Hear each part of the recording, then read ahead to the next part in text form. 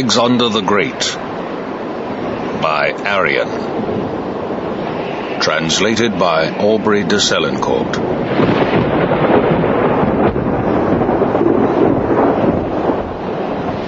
Book 1. Wherever Ptolemy and Aristobulus in their histories of Alexander, the son of Philip, have given the same account, I have followed it on the assumption of its accuracy.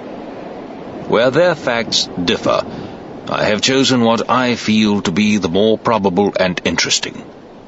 There are other accounts of Alexander's life, more of them indeed, and more mutually conflicting than of any other historical character.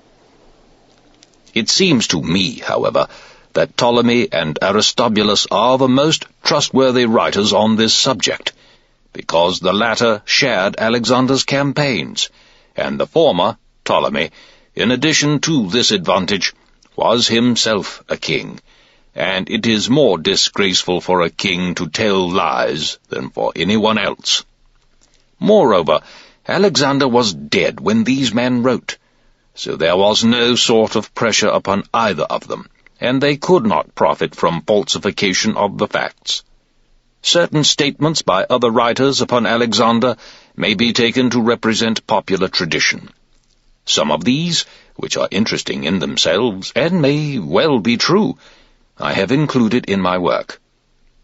If anyone should wonder why I should have wished to write this history when so many other men have done the same, I would ask them to reserve judgment until he has first read my predecessor's work, and then become acquainted with my own. Philip of Macedon died when Pythodilus was archon at Athens. He was succeeded by his son Alexander, then about 20 years of age.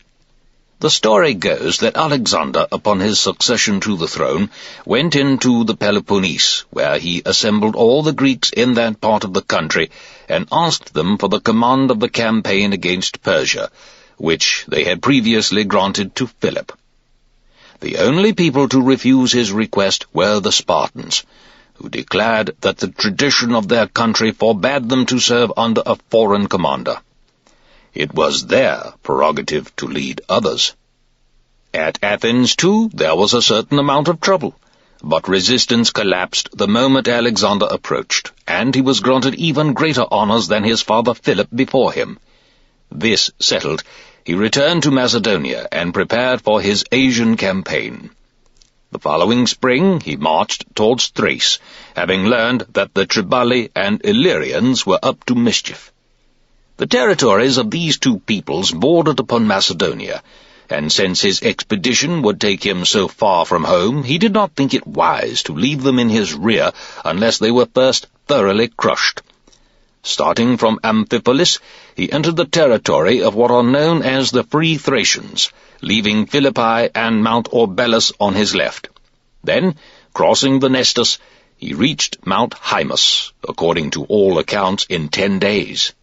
Here, where the lower slopes of the mountain rise through a narrow defile, he was met by a large force of natives under arms, and the Free Thracians, who had occupied the high ground which he would have to pass, with every intention of stopping his advance. They had collected a number of carts, which they intended to use, if they were hard-pressed, as a sort of defensive palisade, with the further idea of sending them crashing down upon the Macedonian phalanx as the men were climbing the steepest part of the slope. Their hope was that the impact of the vehicles would cause damage to the enemy troops in proportion to the closeness of their order. Alexander had now to consider how to cross the ridge with least loss, for cross it he must, as there was no way round. His orders were that those sections of the heavy infantry which had room enough were to break formation when the carts came tearing down the slope, and so let them through. Any sections, on the other hand, which were caught in the narrow pass, were to form in the closest possible order, such men as were able, lying prone on the ground with shields locked together above their bodies, so as to give the heavy wagons, as they careered down the hill, a chance to bounce over the top of them without doing any harm. Alexander accordingly gave his orders, and the result was what he expected. Those who had room left a space between their ranks, and as for the rest, the Goths passed harmlessly over their locked shields.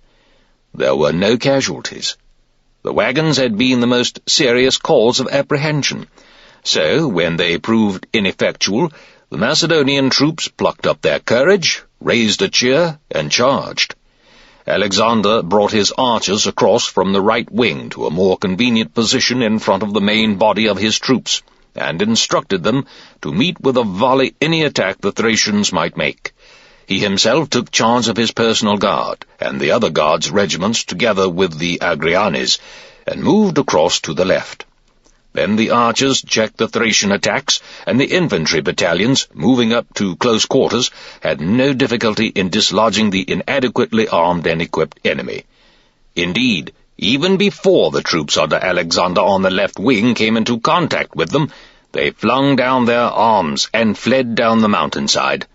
Some 1,500 were killed, but only a few captured, for most of them were too quick and knew the country too well to fall into their enemies' hands.